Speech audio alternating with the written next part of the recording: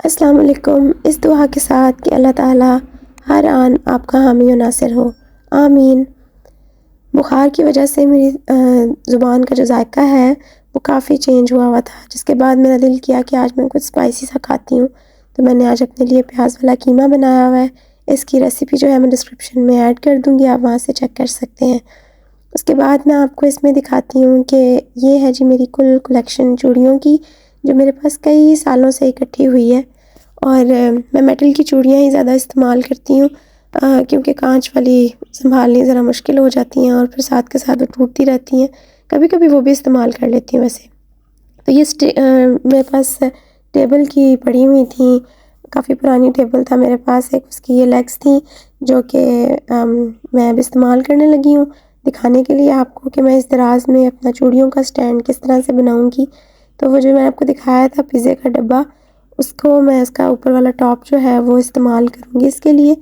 सबसे पहले मैं इस दराज में उस गत्ते को रख के ना, इस कार्डबोर्ड को मैं साइडों से इसके एजेस जो हैं वो नाप लेती हूँ पेंसिल के साथ, उसको लाइंस लगा के। तो मैंने उसको कट आउट कर लिया जो एक्स्ट्रा पोर्शन था उसका। और फिर मैं उन स्टिक्स की मदद से अब मैं देखूँगी कि कहाँ-कहाँ मैंने रखना है उनको, और उस हिसाब से मैं कार्डबोर्ड की कटिंग कर लूँगी और इन दोनों में ही मेरी चूड़ियाँ जो हैं जितनी भी हैं वो पूरी आ जाएंगी। मेरे पास मल्टी कलर्स में चूड़ियाँ हैं मेटल की, और तकरीबन सभी जो हैं कलर वो 6-6 हैं ऑलमोस्ट।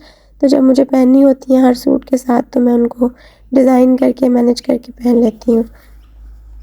और ये जो है मैंने कार्डबोर्ड जो हैंड टॉवल आप कहते हैं या किचन टॉवल कहते हैं, उसके अंदर वाला हिस्सा है वो मैंने डाला हुआ है ताकि जो चूड़ियाँ हैं वो ज़रा स्टेबल रहती हैं।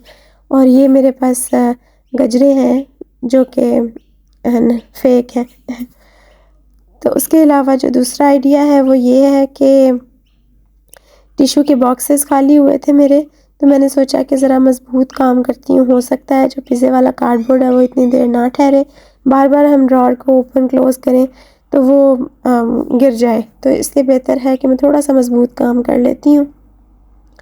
तो मैंने इस टिश्यू के डब्बे को मैंने कट कर लिया था हाफ़ में, और उसके बाद मैंने इन दोनों को स्टेपल कर दिया था फिर एक साथ, और इसके दरमियान में उसी तरह से जैसे मैंने पिज़्ज़ा के कार्डबोर्ड में जगह बनाई थी वैसे ही बनाऊँगी। और ये स्टिक मैंने आपको दिखाई है, ये मैं सामने पार्क वहाँ से लेके आई थी। आप कोई भी स्टिक यूज़ कर सकते हैं मज़बूत। अगर आपके पास नहीं है तो आप झाड़ू के तिनके जो हैं 10-12 इकट्ठे करके उनको रस्सी से बांध के, वो भी काफ़ी इकट्ठे होंगे तो मज़बूत हो जाएंगे, आप वो भी यूज़ कर सकते हैं। तो ये है एक तरीका।